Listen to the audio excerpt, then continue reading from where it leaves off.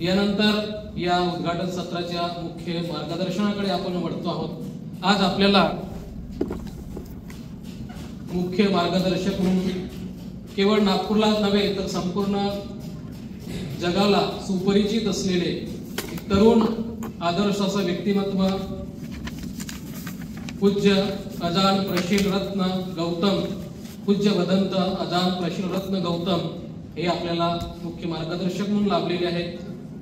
पूज्य भंतेजी हे संघकाया फाउंडेशन चे अध्यक्ष आहेत आणि इंटरनॅशनल पीस ऍक्टिव्हिस्ट म्हणून संपूर्ण जगभर ते कार्य करीत आहेत। पूज्य भंतेजींनी हॉटेल मॅनेजमेंट गोवा येथून ही डिग्री त्यांनी संपादित केली। बुद्धिस्ट स्टडी या विषयामध्ये ते एमए झाले, तर फिलॉसॉफी या विषयामध्ये त्यांनी इस्लाम कॉलेज नागपूर येथून एमए ची पदव्युत्तर पदवी त्यांनी प्राप्त केली। ते संघकाया फाउंडेशन या संस्थेचे प्रेसिडेंट आहेत। जगातील युरोप, अमेरिका, आशिया इत्यादी खंडातील जवळपास 27 देशांचा त्यांनी दौरा केला आणि या सर्व देशामध्ये तथागत बुद्धांचे विचार आणि मानवी जीवन मूल्यांचं दान देण्याचं कार्य त्यांनी केलेलं आहे। आणि सध्या ते बुद्धिस्ट चिल्ड्रन युनिव्हर्सिटी आणि मेडिटेशन सेंटर या प्रोजेक्टचा विकास ते करत आहेत। कडमेश्वर नागपूर या ठिकाणी अनेक पीस कॉन्फरन्सेस त्यांनी गुजरात या ठिकाणी आयोजित केलेले आहेत। त्याचबरोबर थायलंड, स्वीडन, नागपूर इत्यादी ठिकाणी त्यांनी या इंटरनॅशनल पीस कॉन्फरन्सेस त्यांनी आयोजित केलेले आहेत। आणि सर्वात महत्त्वाचं म्हणजे ते इंटरनॅशनल पीस ऍक्टिव्हिस्ट आहेत आणि संघकाया मेडिटेशन सेंटरचे ते सर्वे आहेत। एकूणच तथागत बुद्धांच्या तत्वज्ञानाचे मेडिटेशनचे अत्यंत सूक्ष्मातिसूक्ष्म पातळीवर अध्ययन करणारे अत्यंत महत्त्वाचे विचारवंत आपल्याला त्यांच्या रूपाने या ठिकाणी लाभलेले आहेत। मी याच्या या उद्घाटन सत्राचे प्रमुख मार्गदर्शक पूज्य वदंत अजान प्रशील रत्न गौतम यांना अत्यंत आदरपूर्वक या ठिकाणी आमंत्रित करतो। आम्हाला त्यांनी मार्गदर्शन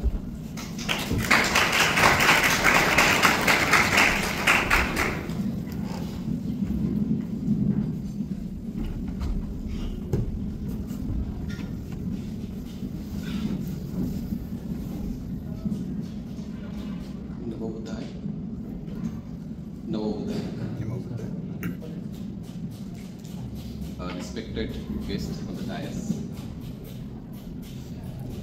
Mr. चौहान जी जो प्रिंसिपल है यहाँ पे, पूरन मेश्राम जी जो मेरे बहुत अच्छे तमाम मित्र हैं, और राष्ट्रपाल मेश्राम जी, कामटेकी जी, उन्होंने मुझे रिक्वेस्ट किया कि आपको इस प्रोग्राम में आना है। और मेडिटेशन ये मेरा बहुत मन से कनेक्टेड है, जहाँ पे भी होता है कुछ ऐसा प्रोग्राम जहाँ पे मुझे कोई इन्वाइट करता है तो मैं विदाउट एनी हेजिटेशन मैं कहीं पर भी चले जाता हूँ। और ये तो बहुत अच्छा कैंपस है जहाँ हमें युवाओं से डायरेक्टली कनेक्ट करता है।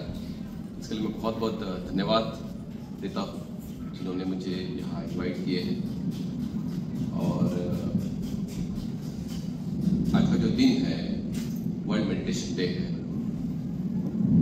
हमारे जो सरकार है उन्होंने एक योगा डे कुछ साल पहले यूनाइटेड नेशन में प्रस्ताव रखा था और माननीय प्रधानमंत्री जी के द्वारा उसको अप्रूव भी किया गया। उस समय कुछ मैं अमेरिका में था, वहाँ बहुत जोर शोरों से योगा स्टूडियोज और योगा के वर्कशॉप होते रहते हैं। अगर आप गूगल करेंगे न्यूयॉर्क में तो शायद काम्टी जैसी कैंपस, काम्टी जैसी एरिया में आपको 25 से 30 योगा स्टूडियोज न्यूयॉर्क जैसी सिटी में आपको मिल जाएंगे। इवन जहाँ मेरा टेम्पल था वहाँ से 2 या 3 किलोमीटर 1 किलोमीटर दूर पे 2 या 3 मुझे योगा स्टूडियोज दिख गए थे। तो इतना इम्पोर्टेंस यूनाइटेड नेशन के द्वारा पूरे वर्ल्ड में हुआ। और मुझे आशा है कि जो भी मेडिटेशन का जो दिन है वो पूरे विश्व में बड़े जोरों शोरों से इसको मनाया जाएगा धीरे धीरे। और आप सब लोग को पता है कि सभी जो मन को एकाग्र करना या शरीर को अच्छा करना, अपने विचारों को अच्छा करना, इसकी जो शुरुआत हुई है वो हमारा जो भारत जो देश है उसे एक द्वीप बोला जाता है। द्वीप इसलिए बोला जाता है अगर कोई जहाज डूबता रहा या कोई इंसान डूबता रहा तो पहले वो देखता है कि नजदीक पास द्वीप कौन सा है, ताकि हम जाके वहां सहारा लें। तो ये जो भारत देश है, ये पूरे विश्व का एक द्वीप है, एक लाइट हाउस है, जो हम लोगों को डायरेक्शंस देते हैं, स्पेशली अध्यात्म के जगत में। तो इसलिए हम कहते हैं कि यहाँ गुरुओं की संख्या बहुत है भारत देश में, धर्मों की भी संख्या बहुत है। ऐसा बोलते हैं कि हर 200-300 किलोमीटर दूरी पे आपको धर्म भी बदलते नजर आएगा, भाषा बदलती हुई नजर आएंगी, लैंग्वेजेस बदलते नजर आएंगे, कल्चर बदलते नजर आएंगे, गुरु भी बदलते नजर आएंगे। तो इसमें मैं एक चीज ऐड करना चाहता हूँ कि गुरु तो बहुत हुए हैं, लेकिन जो विश्व गुरु बने हैं वो भगवान बुद्ध बने हैं। धर्म तो बहुत है, लेकिन जो विश्व धर्म बना हुआ है वो भगवान बुद्ध का धम्म है। और मैं यूं ही नहीं कहता हूं इस बात को, क्योंकि मैंने पूरा पृथ्वी का एक चक्कर काटा 85 डेज में, शायद किसी से नहीं होगा वो भी फ्री ऑफ कॉस्ट। उसी समय मुझे संधि मिली कि मैं मेडिटेशन पढ़ा सकूं। तो धरती पे तो हर कोई पढ़ाता है, मैंने आकाश में भी पढ़ाया है 35,000 किलोमीटर के दूरी पे। फिर मैं शिप में ट्रैवल किया तो वहां ओशन में भी पढ़ाया है। ये शायद सौभाग्य बहुत कम लोगों को मिलता है।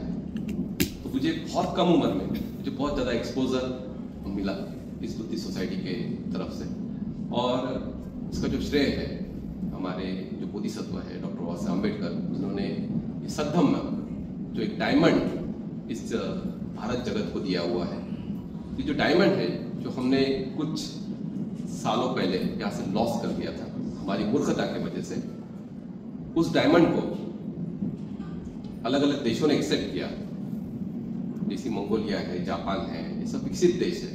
पर एक समय अगर आप इनका हिस्ट्री देखोगे सो दे वर लाइक अ बार्बारियन, मतलब हमारे यहाँ तो भी प्रजातियां ठीक है अभी, लेकिन इससे भी बुरी प्रजातियां थी वो, लड़ाई झगड़ा करना और कत्लेआम करना। लेकिन अभी हम देखेंगे तो वेल कल्चर्ड और वेल सिविलाइज हुए हैं। क्या हुए हैं? वेल कल्चर्ड और वेल सिविलाइज्ड हुए हैं। अभी हमें उनसे सीखना पड़ता है, पहले हमने उनको सिखाया है और अभी हमें उनसे सीखना पड़ता है। हमें स्कूल में अलग अलग जगह पे उनके एग्जाम्पल्स दिया जाते हैं कि वो देखो जापान कितना वेल कल्चर्ड है, वो देखो कोरिया कितना वेल कल्चर्ड है, मंगोलिया बहुत बारबारियन था, चंगेज खान के बारे में आपको पता होगा, इतना बारबारियन कि लोगों को कत्लेआम कर देता था। ऐसे लोग सिविलाइज्ड हुए, वेल कल्चर्ड हुए, किसी वजह से? तो बुद्ध की शिक्षाओं की वजह से। हमारे यहाँ भी एक बारबारियन था सम्राट अशोक, वो भी कत्लेआम करता था। सबको पता है कि खून की नदी तक बह गई, लेकिन जब वो ध्यान के कांटेक्ट में आया, बौद्ध भिक्षु के कांटेक्ट में आया, सद्धम्म के कांटेक्ट में आया, तो बिल्कुल वो परिवर्तित हो गया। और जो पहले चंड अशोक था वो धम्म अशोक बन गए। मतलब उससे अच्छा इंसान, उससे अच्छा राजा इस पृथ्वी तल पे नहीं हुआ है। अगर आप पूरे राजाओं की अगर हिस्ट्री देखते हैं तो उससे अच्छा राजा कोई नहीं होकर गया है। और उसका राज्य भी कितना बड़ा था, अफगानिस्तान से लेके यहाँ म्यांमार, बर्मा, ये सब उसमें आ जाता है, बांग्लादेश भी, और कश्मीर से लेके कन्याकुमारी तक, इतना बड़ा राज्य। और वो राज्य बहुत शिथिल तरीके से वो मैनेज करता था। कौन से मैनेज करता था, किससे मैनेज करता था? तो बुद्धिस्ट मैनेजमेंट से वो मैनेज करता था। क्यों मैनेज कर पाया? क्योंकि उसने अपने माइंड को मैनेज किया। तो इसलिए भी आजकल हम देखते हैं कि प्रधानमंत्री जी कौन सी बात करते हैं? मन की बात करते हैं। कोई ऐसा इंसान है क्या जिसके पास में मन नहीं है? कोई इंसान ऐसा? अकॉर्डिंग टू बुद्धिज्म, जब माँ के गर्भ में जब बच्चा आता है तो हम बोलते हैं कि नाम और रूप, तो सबसे पहले माइंड क्रिएट होता है, उसके बाद में बॉडी फॉर्म होती है उसमें। तो माइंड हर जगह है। मेरी एक बहुत अच्छी किताब है, मेरी फेवरेट किताब है, आपकी होगी बहुत सारी किताबें, उसमें और एक ऐड कर लीजिए धम्मपद करके, वो आपको टॉर्च बेरर की तरह आपको काम में आएंगे। तो उसमें एक माइंड का एक चैप्टर है टोटल। तो उसमें भगवान बुद्ध बताते हैं कि दूरंगमं एकचरं अशरीरं गुहाशयं। ये माइंड की डेफिनेशन क्या है? किसे हम मन कहते हैं? दूरंगमं, दूर तक के चले जाता है। सूरज की किरणें को यहां तक के आने के लिए पृथ्वी पे मेरे ख्याल से 8 मिनट 8 सेकंड ऐसा कुछ तो भी लगता है, लेकिन आप अपने माइंड से फ्रैक्शंस ऑफ सेकंड में कहीं से कहीं चले जा सकते हैं। इतना पावर हमारे माइंड का है। दूरंगम, दूर तक के चले जाता है, एक चलन अकेला चले जाता है, उसको किसी की जरूरत नहीं पड़ती। गुहाशय मतलब वो कंदराओं में, गुफाओं में कहीं पर भी जा सकता है, जहां सूरज की रेस भी नहीं जा सकती है, वहां तक के चले जाता है। इतना पावरफुल हमारा मन है, इसलिए हम कहते हैं कि मन की शक्ति सबसे बड़ी है। अगर आप मन को एकत्रित करते हैं, मन को संगठित करते हैं, तो आप कुछ भी कर सकते हैं। कुछ भी मतलब कुछ भी कर सकते हैं। उसका एक बहुत बड़ा उदाहरण मैं अपने बुद्धिस्ट सोसाइटी को देता हूं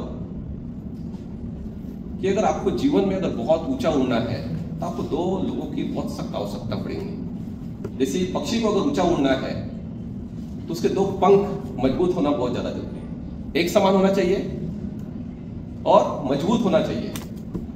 जितने मजबूत रहेंगे उतना ऊपर वो भरारी ले सकता है, उतनी ऊंची उड़ान वो ले सकता है। तो मैं एक पंख बोलता हूं कि बाबा साहेब है, और दूसरा जो पंख है वो है भगवान बुद्ध। अगर इसको आप अपने दिलो दिमाग में डाल देते हैं तो आप कोई भी इम्पॉसिबल टास्क इजीली कर सकते हैं। ये मेरा पर्सनल एक्सपीरियंस है। अगर आप बुद्ध के विचारों को इंप्लीमेंट करते हैं, अपने माइंड को कंट्रोल करते हैं, अपने माइंड को सिविलाइज करते हैं, और सबसे इंपॉर्टेंट कि माइंड में से जो इम्प्योरिटीज है, जैसा गलत भावना, सबसे इंपॉर्टेंट कि हमारे लाइफ में नेगेटिविटी आती है, डिप्रेशन आता है, टेंशन आता है, ये होता है, वो होता है, तो हम देखते हैं कि हमारे माइंड में इम्प्योरिटीज बहुत है।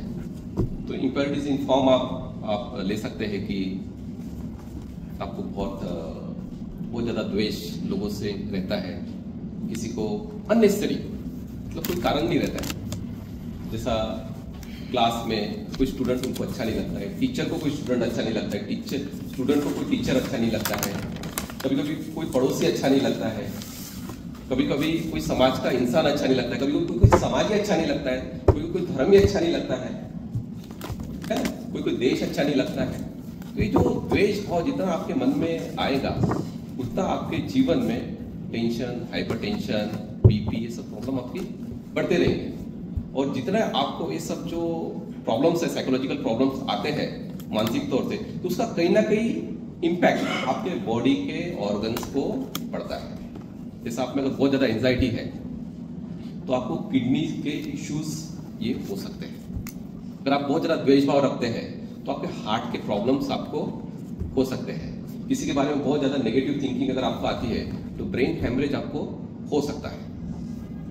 तो इसलिए भगवान बुद्ध ने बहुत सारे अलग अलग प्रकार के मेडिटेशन उन्होंने बताए, तो ये सब आपको प्योरिटी की तरफ लेके जाता है। तो इसलिए आप देखते होंगे फॉरेन के जो लोग होते हैं वो सुंदर दिखते हैं। क्यों दिखते हैं? क्योंकि वो अच्छी प्रैक्टिसेस करते हैं। कोई इंसान काला है, अच्छा नहीं दिखता है, कोई प्रॉब्लम नहीं है। आप सिर्फ आपके मन का अच्छे से विकास करिए, आप कुछ दिनों में, कुछ महीनों में, कुछ सालों में सुंदर दिखना चालू हो जाएंगे। इतनी ताकत अच्छे विचारों की है। कोई मुझे देखता है तो मुझे बोलते हैं कि आप बहुत सॉफ्ट, बहुत कोमल, बहुत अच्छे, बहुत स्मार्ट दिखते हैं। क्यों? क्योंकि वो सब प्रैक्टिसेस हम करते हैं, और जब आपका मन शुद्ध होता है ना तो उसका चेहरे पे उसका इम्पैक्ट आता है। क्या होता है? उसका चेहरे पे इम्पैक्ट आता है। आप ब्यूटी पार्लर जाते हो, है ना, हजारों लाखों रुपए लेडीज लोग खर्च करती है। भगवान बुद्ध ने बहुत सुंदर ब्यूटी टिप्स दिए हैं आपको।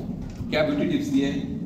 कि सबके प्रति मैत्री भावना करो, सबके प्रति अच्छा विचार रखो। हमेशा पास्ट और प्रेजेंट के फालतू विचारों में पड़े रहते हो, तो कौन से विचार करने का आपको?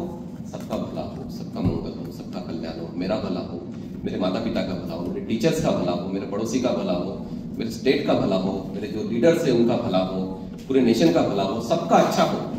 तो जब अच्छा सोचते हैं ना आपके बारे में, लोगों के बारे में, तो आपके साथ में अच्छा होता है। और जब आप बुरा सोचते हैं किसी के बारे में भी तो आप मैनिफेस्टेशन करते हैं, तो उस तरह से आपके साथ भी बुरा होगा ही होगा।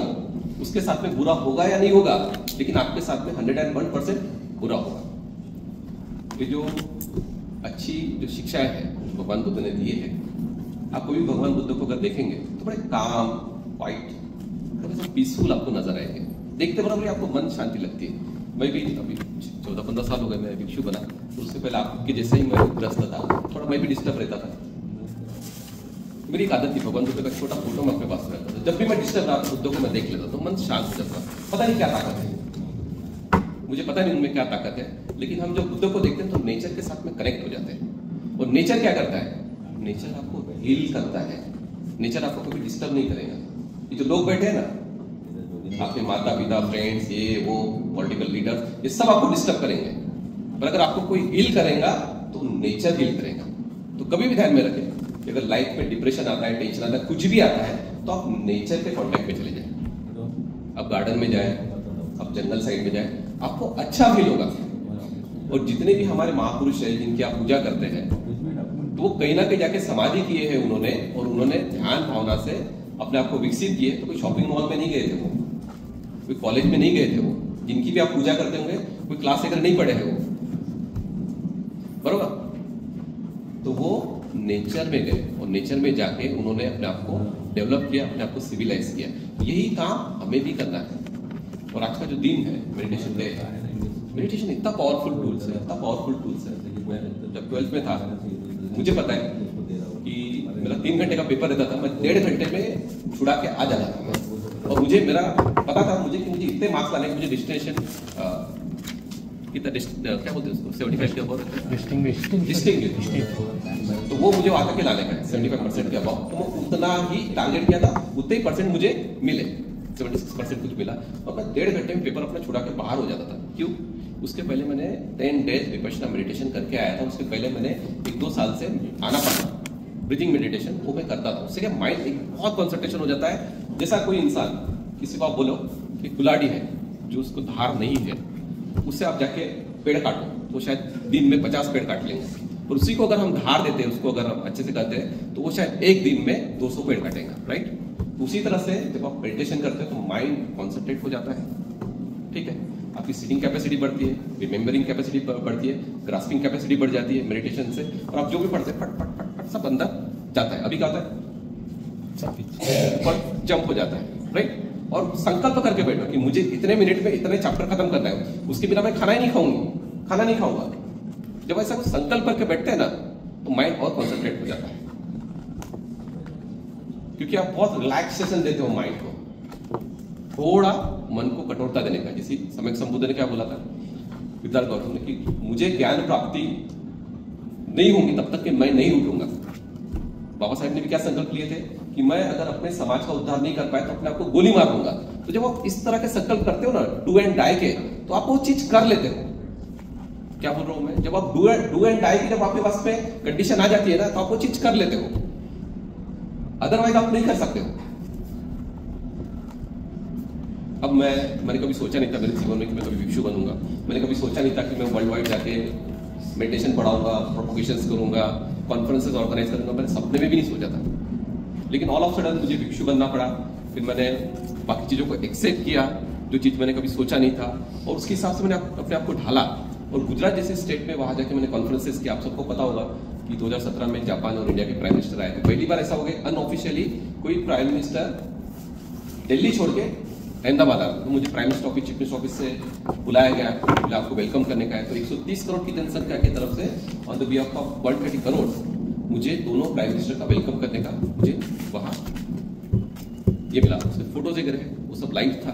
तो दो प्राइम मिनिस्टर का मैंने वेलकम करने का मुझे संधि मिला। तो ऐसी सब अपॉर्चुनिटीज ऑल ऑफ सडन आ जाती, तो हमें वो सब चीजें एक्सेप्ट करने का है।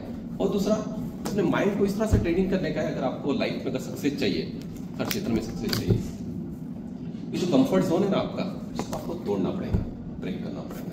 अगर आप सोचेंगे कि मैं माँ का पल्लू पकड़ के मैं बैठे रहूंगा और मुझे हर चीज सक्सेस मिल जाएगी, तो वो पॉसिबल नहीं है।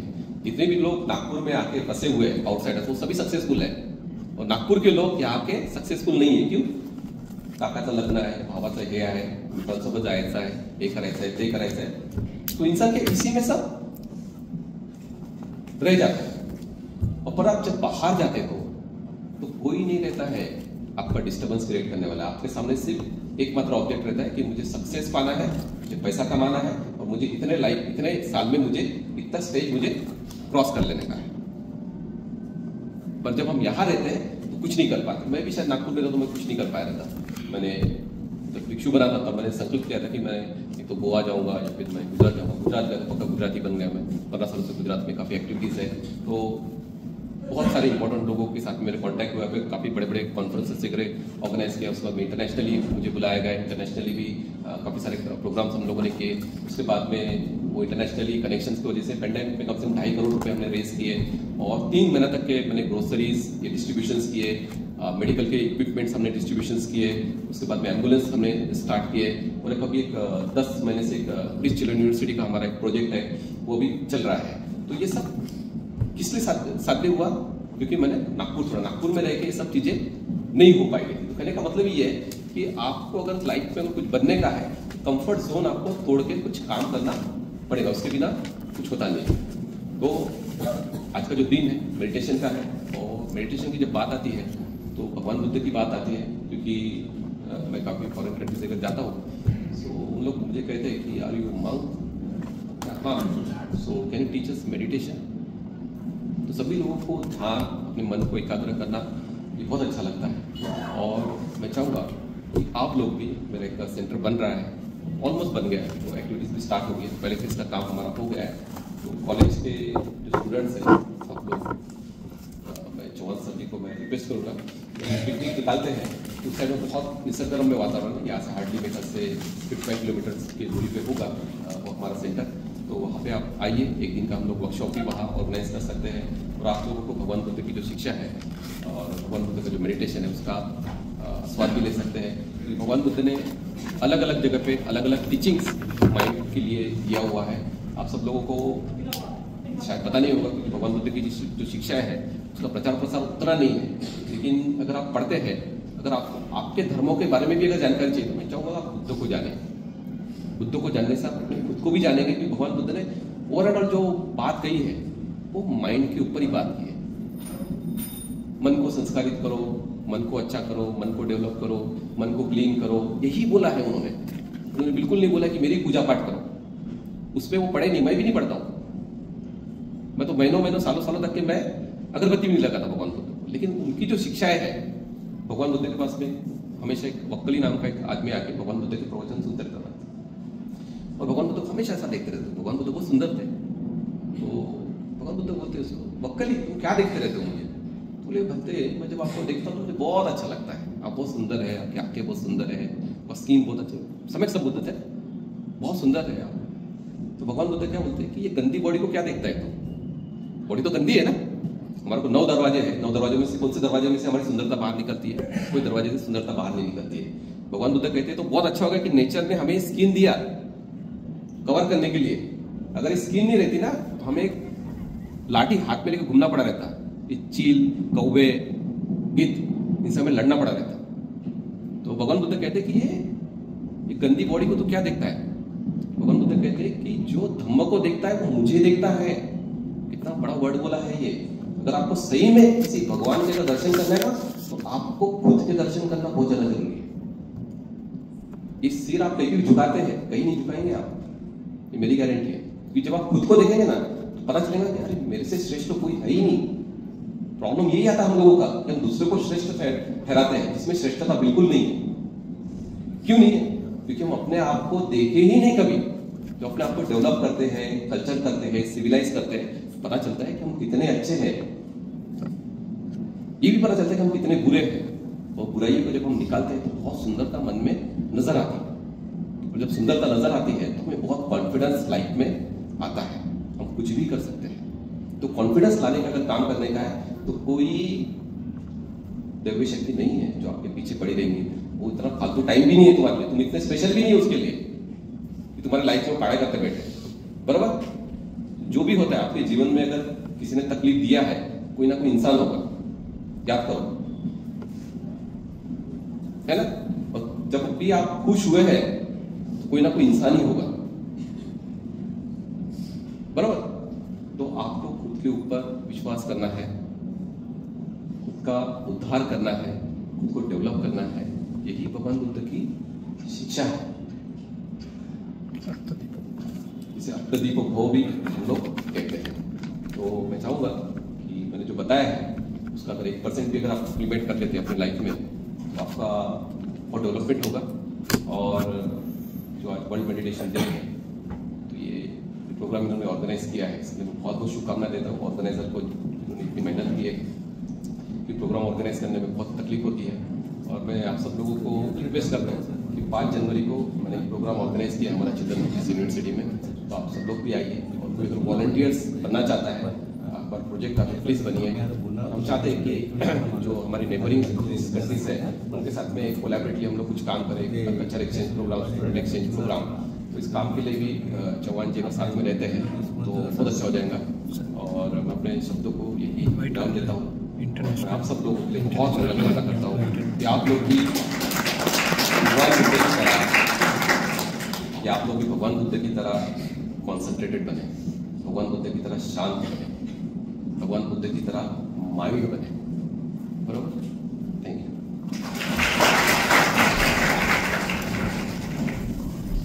खूप खूप धन्यवाद पूज्य बंतीजी। आदरणीय पूज्य बंतीजी आता श्री गौतम यांनी आपल्या मुख्य मार्गदर्शनातून मेडिटेशन हे कशा प्रकारे आपल्या चित्ताच्या शुद्धीचा मार्ग आहे। मेडिटेशनसाठी आपण निसर्गासोबत जोडलो पाहिजे। मेडिटेशन हे आपल्या संस्कारासाठी एक अत्यंत महत्त्वाचं टूल आहे। आणि तथागत बुद्धांचा धम्म, या धम्मामध्ये मेडिटेशनचे सर्व विचार द्विविध झालेले आहेत।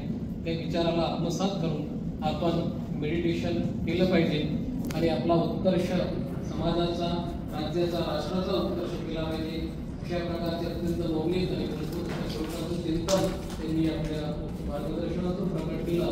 ते दोन्ही महाविद्यालयाच्या वतीने पूज्य बंतीजींचा मनपूर्वक आभार मानतो। यानंतर या उद्घाटन सत्राच्या